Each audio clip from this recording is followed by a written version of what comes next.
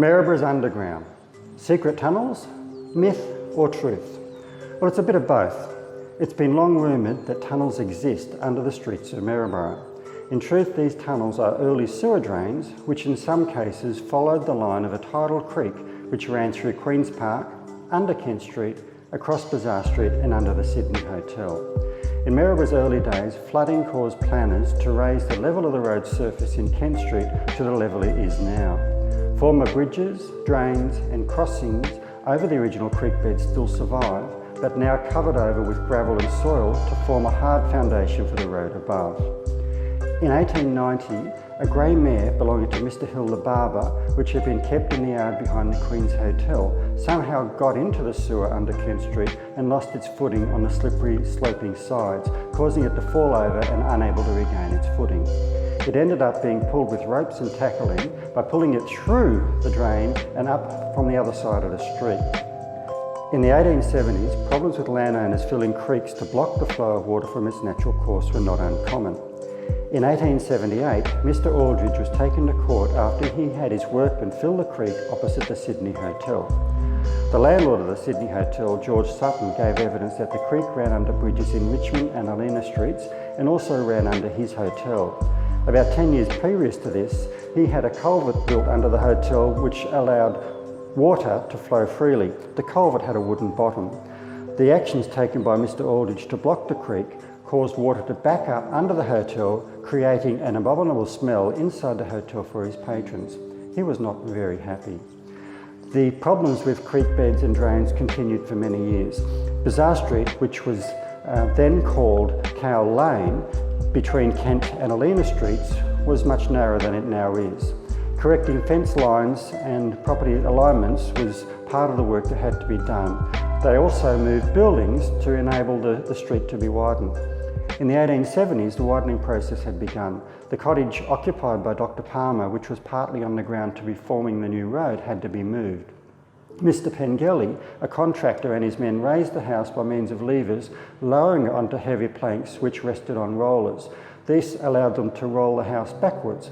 The operation was speedily executed, and Dr Palmer stated that he was indoors with a patient while it was going on.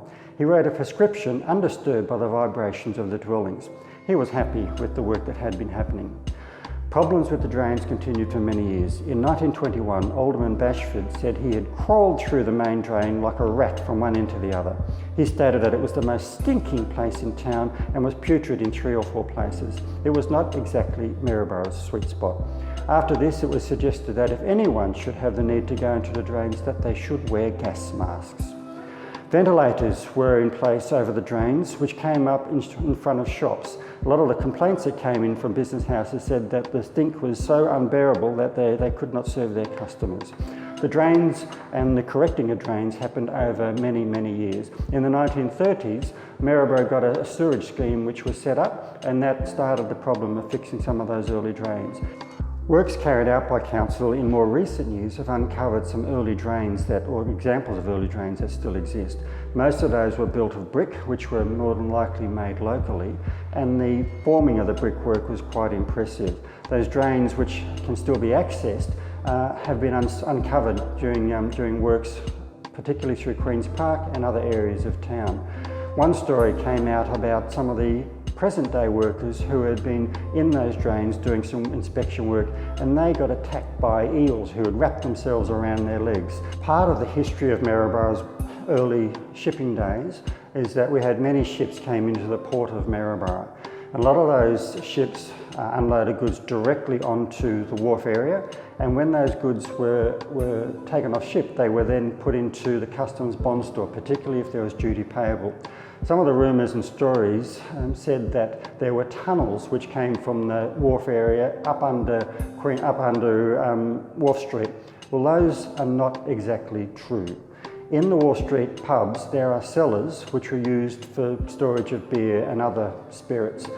Those tunnels from the wharf area are non-existent at all. There's no evidence to show that any tunnels survived or any tunnels existed, because the ground level certainly wasn't deep enough to allow for hidden tunnels to be there.